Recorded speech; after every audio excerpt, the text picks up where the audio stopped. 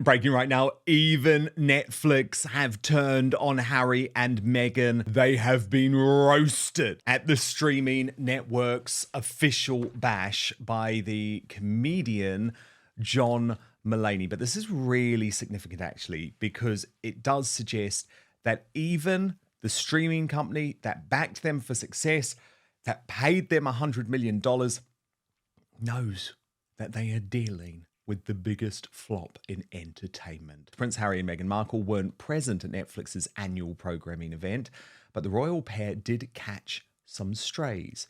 John Mulaney, who is returning to the streamer with a new live variety talk show, as in he's their big new star, took aim at the Montecito residents as he was promoting the show.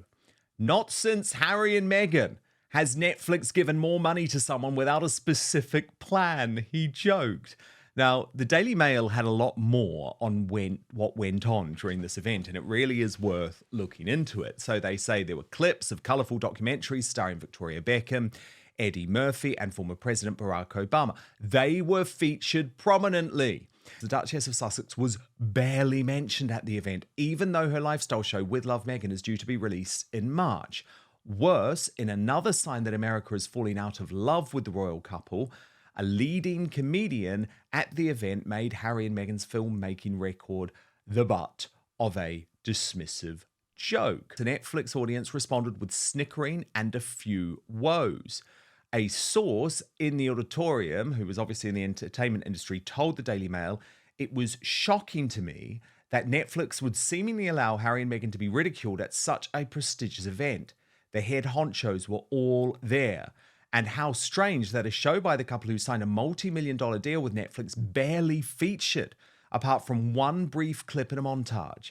Even filmmaker Tyler Perry, the guy who loaned his LA house to the Sussexes after Megxit, got a mention.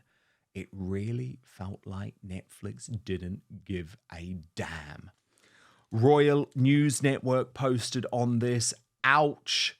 This is a really fun experiment. Not since Harry and Meghan has Netflix given more money to someone without a specific plan. Harry and Meghan, the butt of jokes at Netflix event where Meghan's new show hardly featured." So Angela Levin, our royal mastermind, Prince Harry's biographer, surely this is the moment for Harry and Meghan to press the panic button, because whether they want to believe it or not, Netflix has turned. Yeah, they need two panic buttons, one for Netflix and one if Trump decides that he will want.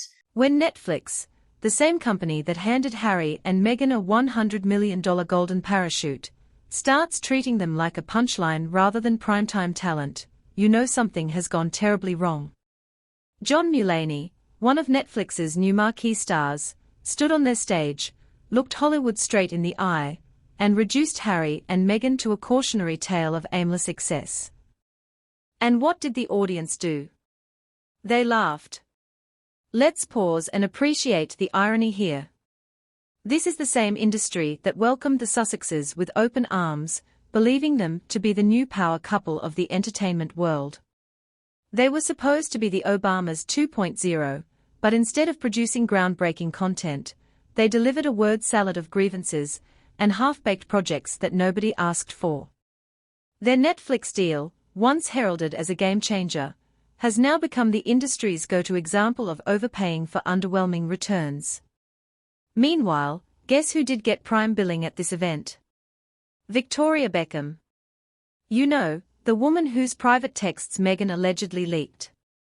The same Victoria, whose A-list standing has remained intact without having to weaponize personal relationships.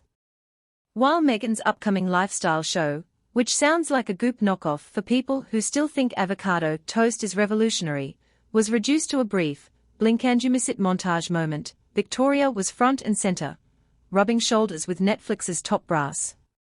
If that's not a Hollywood hierarchy check, I don't know what is. This snub wasn't just about Netflix. This is Hollywood sending a clear message: the Sussex magic trick has lost its shine.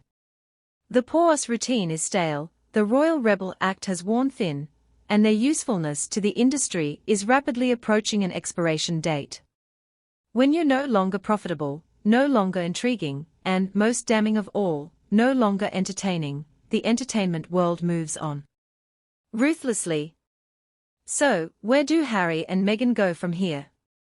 Because if Netflix, their biggest financial backer, is willing to mock them in front of the industry's biggest players, it means the star couple label they so desperately cling to is evaporating before their eyes. This isn't just a bad night, it's a signal that their influence is eroding. And the cruelest part? It's happening in the one place they thought would never turn on them. But hey, maybe this is what they wanted all along. After all, if Hollywood follows Britain's lead and decides it's time to move on, they might finally get the privacy they've been demanding for years. Just not in the way they expected.